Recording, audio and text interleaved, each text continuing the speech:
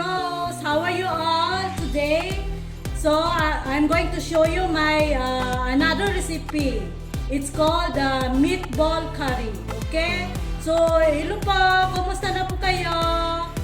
Okay lang po kayo? Stay safe at home. So let's start my ingredients. Okay? So now I'm going to show you my meat mince, beef meat mince, 500 grams. And I have 30 grams of pork chop mince also here. Now, my garlic here, my ginger, 1 big spoon of flour, plain flour.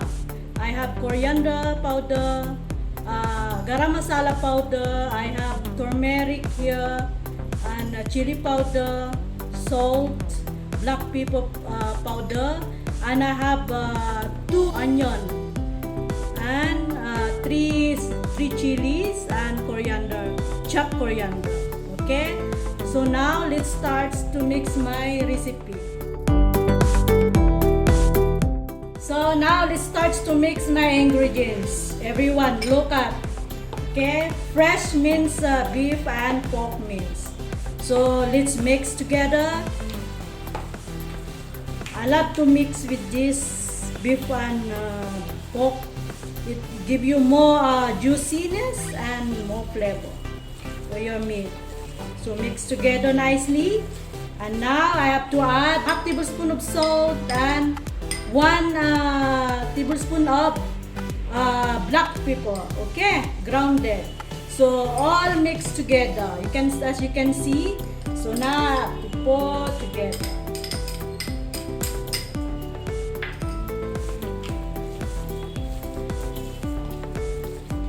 So mix together nicely.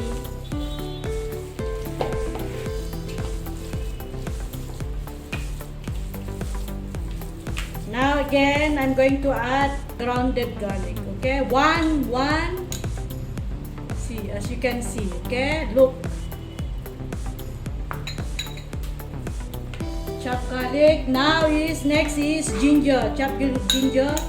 Again, same thing. As you can see, 1 tablespoon. Again, mix it again nicely. So now next one is my turmeric and chili powder. So I have a 1/4 teaspoon of turmeric and chili powder. So as you can see, you can mix it together again. Every ingredients to add in your meat, you have to mix it well, properly. So more get together and mix. It's nice flavor. So now next again is my coriander powder. It's 1 tablespoon again. As you can see.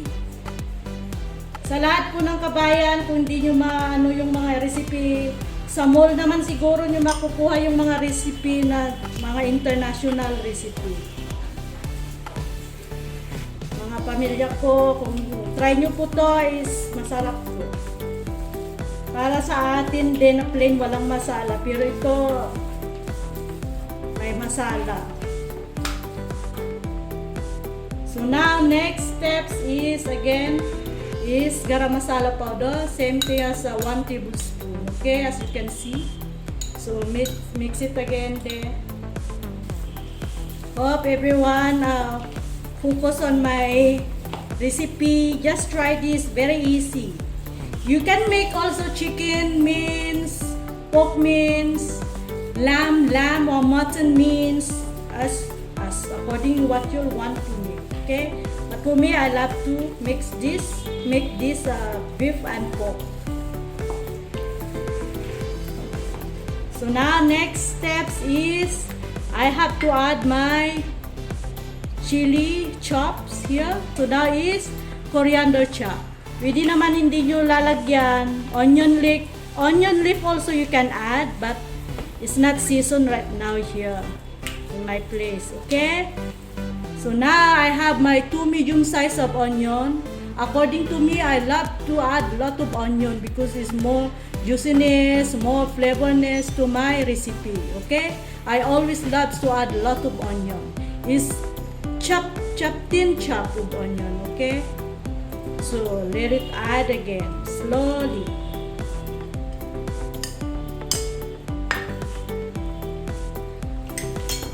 So mix it well again, everyone. So now the last one is my plain flour, okay? You can add also a corn flour, but I like to mix with the plain flour, like 1 big spoon of plain flour, okay? Just add.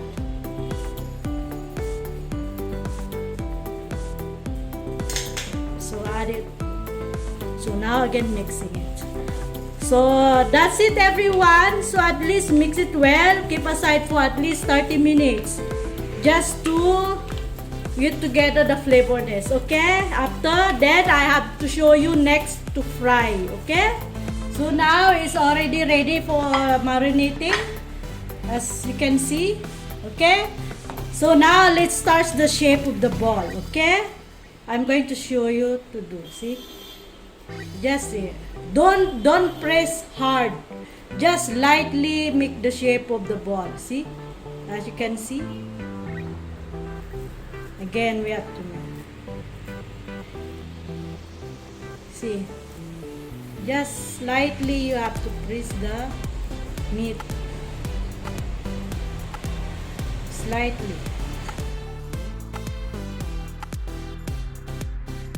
Now I can add the oil, as you can see. Okay? Add the oil.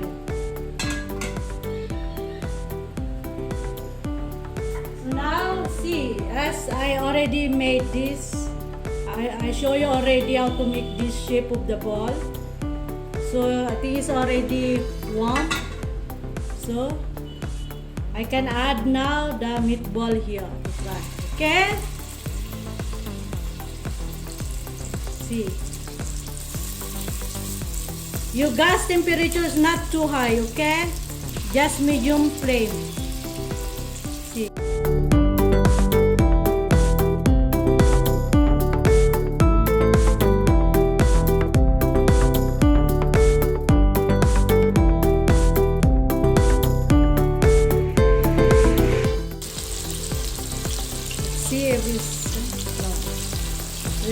Let it fry nicely. See, so nice the flavor of the meat. You can see now it is. See it getting brown now. See, I have to mix it slowly because the meat is very delicate. Just slowly to mix it. Okay. So now it's already getting light brown. Please don't overcook the meat, okay? Just light brown. Don't over. If you over, I want to be tender and juicy. If you overcook, then become tough your meat, okay? So already. Slowly you have to take out the meatball. See, as you can see, everyone.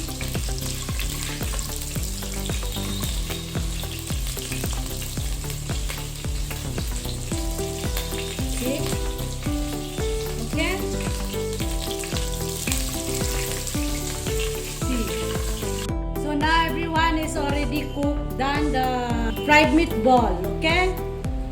So now I have to let's start my other ingredients for my curry.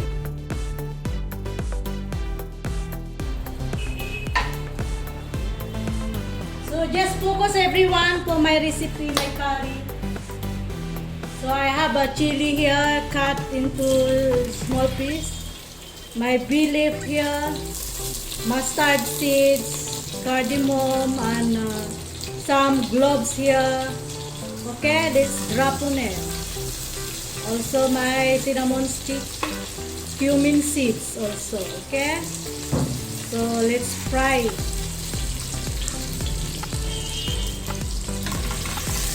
Let's fry it to get the flavor together, okay? So now it's already fried a little bit, so I can add my medium size of onion, only one medium size. just medium size of cut onion. Let it fry until little bit brown the color, then add other spices. So next one is ginger, garlic here, grounded ginger, 1 tablespoon. I have to add here. And ginger, 1 tablespoon again. Just mixing it. Mixing it again. So nice the flavor. I like the garlic, especially garlic. I love the smell of the garlic fry. See? As you can see, the spices are all mixed together.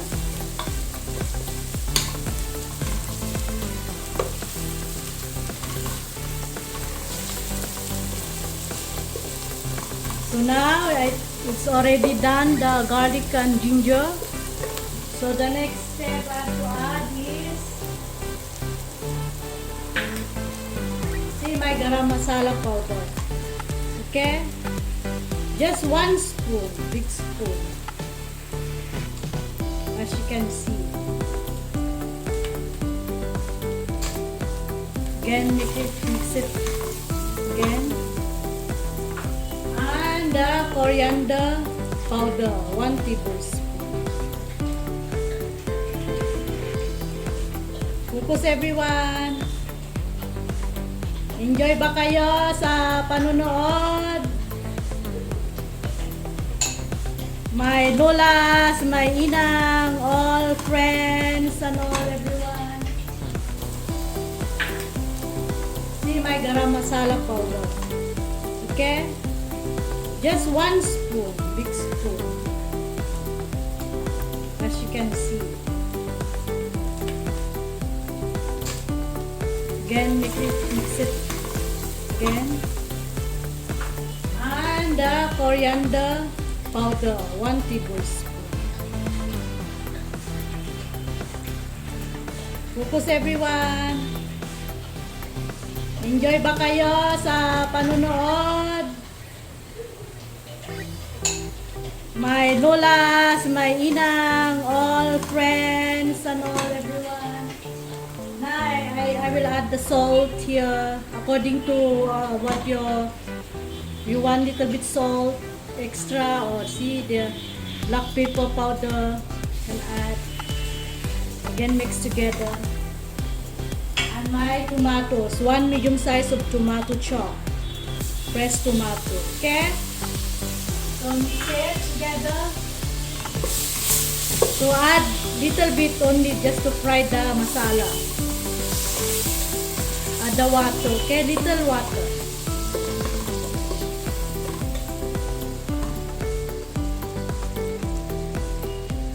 Let fry, then I can add my tablespoon of turmeric, and same as chili powder, okay?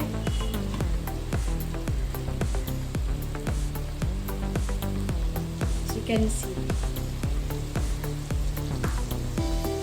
So let it fry together.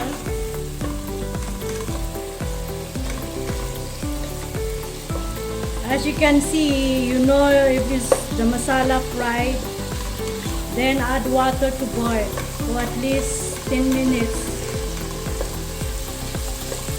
So now I will add like 1 bowl of water. Okay.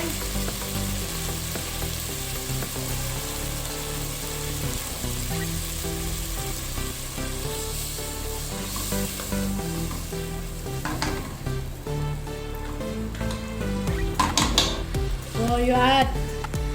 Now I'm going to add like 1 potato, okay? Fresh potato, cut into medium size.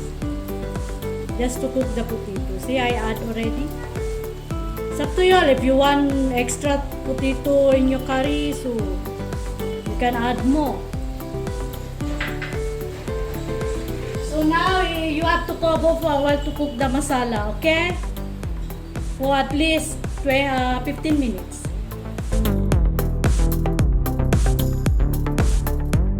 So now let's see, open the curry now. See, it's already little bit soft the potato now. So, and also the masala is already cooked. So I can add now the meatball.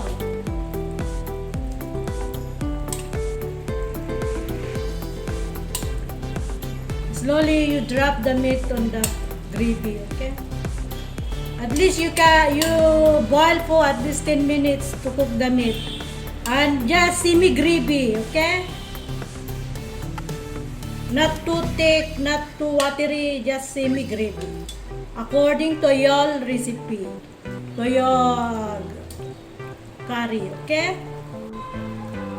So now, done. Boil for 10 minutes.